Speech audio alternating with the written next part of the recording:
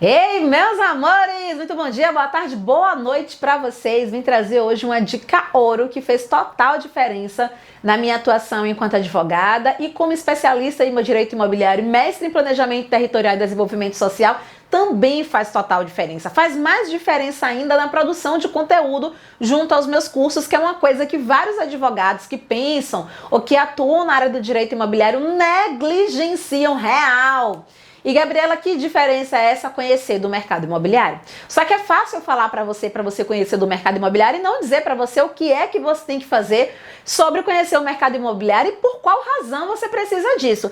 Primeiro ponto é que é importantíssimo que você acompanhe como o mercado imobiliário da sua cidade ele se desenvolve. Por quê? Porque assim você saberá, por exemplo, informações em relação aos empreendimentos que serão lançados. Assim você manterá contato direto com os corretores de imóveis que também serão seus potenciais clientes. Assim você manterá contato direto com construtores, com incorporadores que também poderão ser seus potenciais clientes. Já falei até isso com vocês. Durante uma época de minha vida, todo final de semana, eu ia visitar os empreendimentos da minha cidade. Ia lá como se fosse uma pessoa querendo comprar e lá obtinha as informações em relação à metragem, valores, procedência da empresa. Depois disso, eu fazia uma pesquisa na época do Projude, no ESAGE, para poder saber se aquela empresa respondia a muitos processos judiciais. Eu analisava aquela promessa de compra e venda. Para que eu fazia isso? Para que quando o meu cliente ele chegasse até mim, eu soubesse dizer para ele informações que outros advogados não tinham alcance da mão.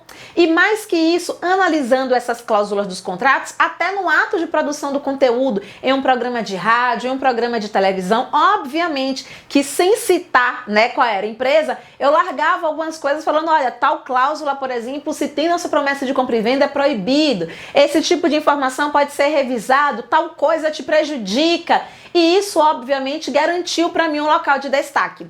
Quando eu falo isso para você, eu falo inclusive para que você alerte para situações que não são propagadas. Por exemplo, se você sabe que durante os últimos 20 anos, uma pessoa ao financiar um imóvel, ela pagava ali uma taxa anual de juros de 12% ao ano. E agora, nesse atual momento, estamos em março de 2021, a taxa de juros está em 2,75%, ao invés de, se eu fosse advogada, estar somente falando sobre direito imobiliário, eu mostraria isso na produção do conteúdo para o meu cliente. Mostrando o que para ele exatamente, Gabriela? Mostrando a oportunidade, que se ele financiou um imóvel, por exemplo, antes de 2019, com a taxa de juros de 12% ao ano, que nesse atual momento ele pode cogitar fazer uma portabilidade, onde poderá ocorrer inclusive o decréscimo de uma parcela que antes estava em torno de 5 mil e pouco, para agora uma parcela em torno de 3 mil e pouco, 2 mil e pouco. É assim que você chama a atenção do atual público que você quer alcançar. É assim que você chama a atenção, apresentando informações que ultrapassam o direito imobiliário. Se eu sei, por exemplo, que, de acordo com o IGPM dos últimos 12 meses, vai ocorrer ali uma alteração no pagamento de um contrato de aluguel em torno de 30%, e eu propago isso, que isso é informação mercadológica, eu já estou inclusive plantando a sementinha na cabeça daquele potencial cliente que ele figura hoje como locatário. Para quê? Para que ele cogite te contratar, para que você apresente uma notificação extrajudicial solicitando, por exemplo, o congelamento do aluguel naquele ano, em razão de uma queda de renda do seu cliente. Então, quando eu trago para vocês a necessidade de vocês conhecerem as informações mercadológicas, é exatamente para poder você verificar oportunidades.